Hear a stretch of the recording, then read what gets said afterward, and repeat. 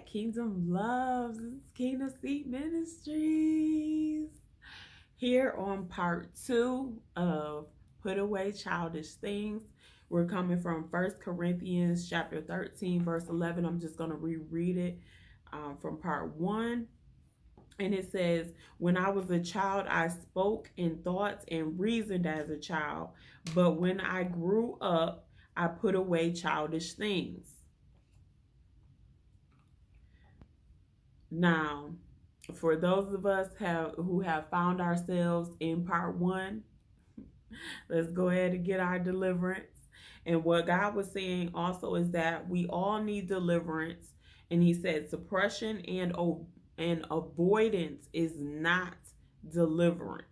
Because suppression, all you doing is allowing that spirit, whatever spirit it is, anger, frustration, what have you, you're just suppressing that spirit until it's time for it to attack again, basically. Even sarcasm is not a good thing. I heard one time that sarcasm is anger's ugly cousin, and I really believe that. Okay, so acting like a child, and just to kind of like sum it up a bit, is internal and external temper tantrums, allowing people or situations to change your thought process, evoke or call forth emotional dependency of your past, allowing past emotions or emotional dependency to control your life or allow you to self-sabotage your worth, friends, and or relationships. And sometimes that could even be jobs that God has blessed you with. Okay, God gave us emotions for a reason. He even has emotions. He gets hurt, he gets angry, however, we want to use them appropriately for ourselves and towards others. Do not give your power away to people and or situations. Self-correct how you feel and how you react to things. This will take time and a lot of practice. So this is going to keep you self-aware of your actions and your behaviors. I'm going to say our actions and behaviors. Prepare yourself before you get on the battlefield or uncomfortable situations arise, so you can identify past emotional dependency. So how do we reprogram our minds to recondition the body? The word of God says in Romans 12:2 that do not be conformed to this world, but be transformed by the renewing of your mind. So that's complete renewal of your mind, that you may prove what is that good and acceptable and perfect will of God. The word of God says in Romans 12:2, which I just read that, it also says to die to the old man. That's in Ephesians 4:22-24. And that says that you put off concerning your former conduct the old man which grows corrupt according to the deceitful lust, and be renewed in the spirit of your mind, and that you put on the new man which was created according to God in true righteousness and holiness. So what does that look like? First, ask yourself, can you believe in a future that you have not seen as of yet? We must change the way we think so our bodies will embrace things as if they already occurred.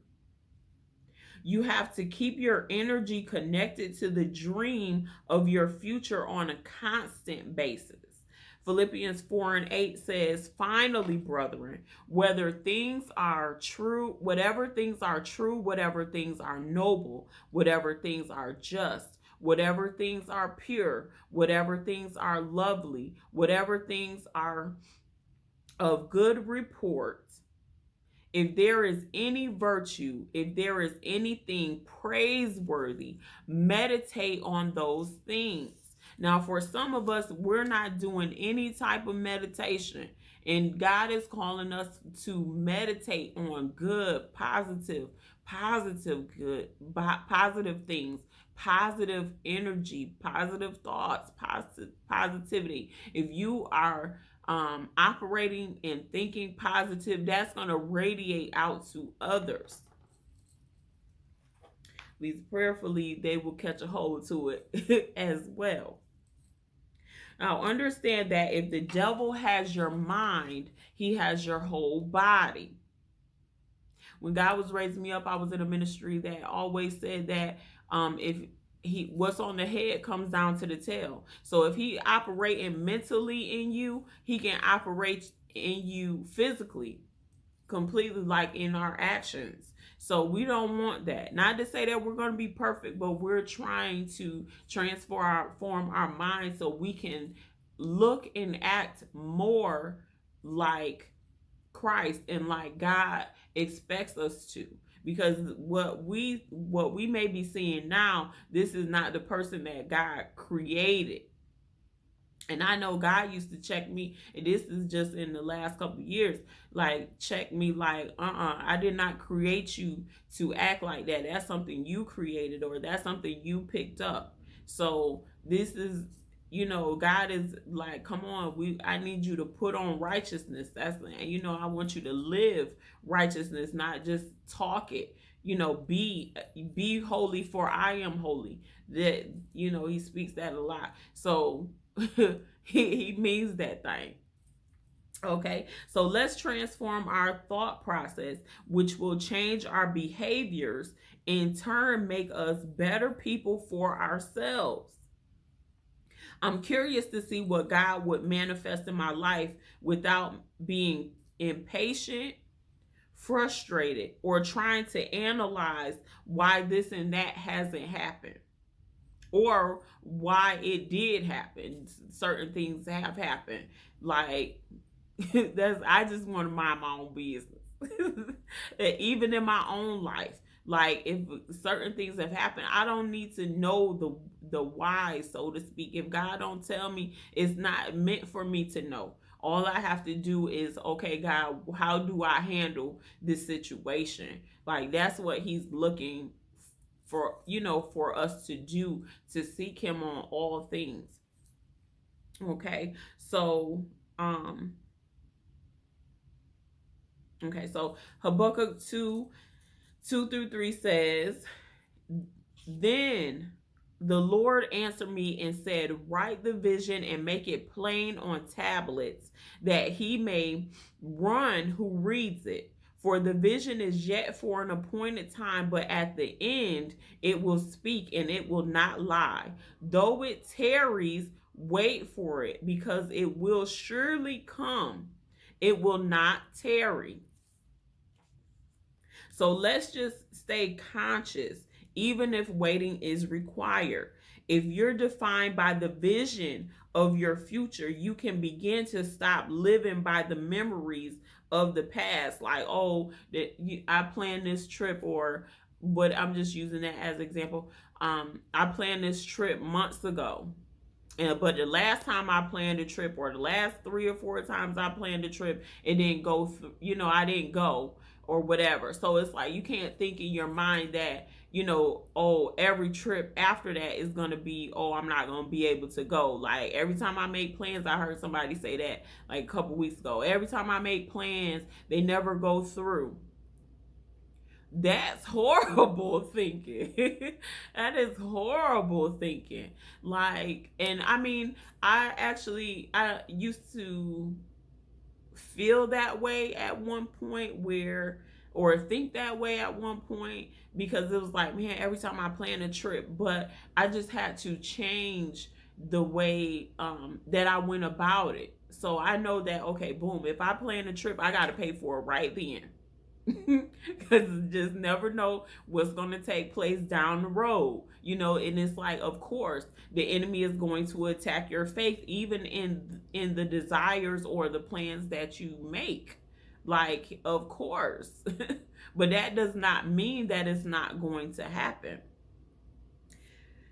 So Let's see. Okay, so you have to get past trying to see the future with the evidence of your senses. That's not faith. If you see it,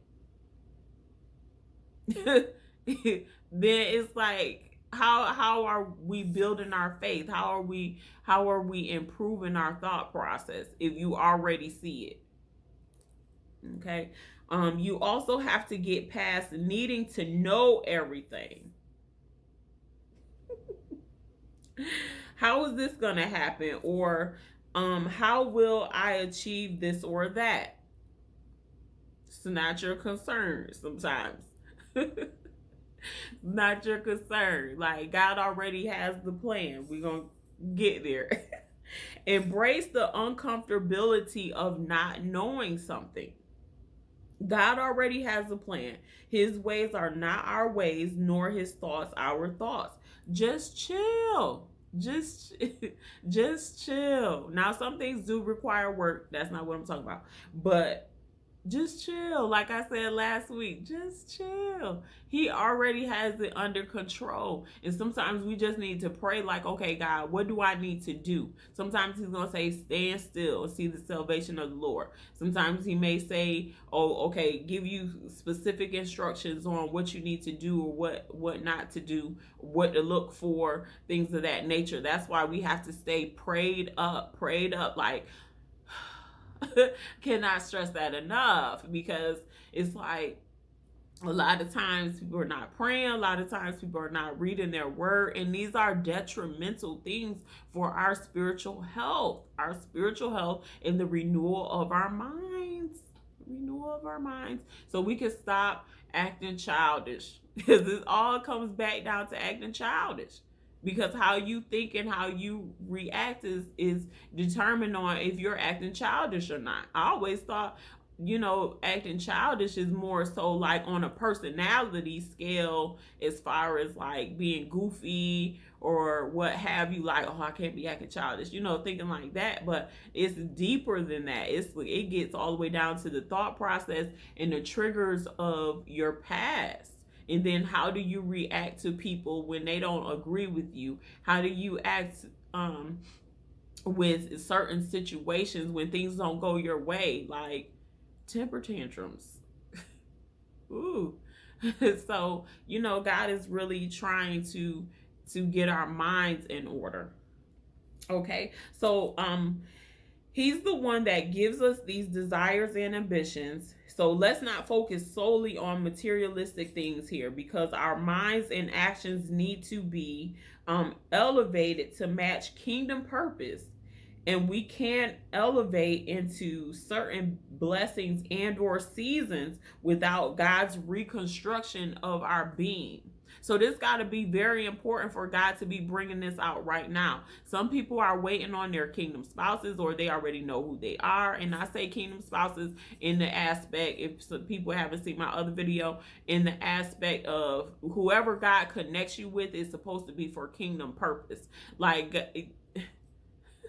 because so many people are like, oh, I want somebody to love me, but it's not all about that. The main focus is kingdom purpose, because God has something for both of you to do together that you can't do on your own. So God is even reconstructing the mindset and the operations, because how you operated in other relationships, you can't operate the same in kingdom relationships, because those are God's, people. Not saying that exes are not God's children or, believers or what have you, but we just have to operate differently than what we would do if we were in the world. Okay, that's another message.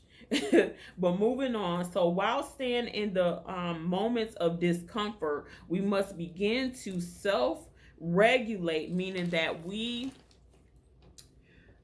begin to identify, understand, and manage our behavior and our reactions to feelings and things happening around us. It includes being able to regulate reactions to strong emotions like frustration, excitement, anger, and embarrassment.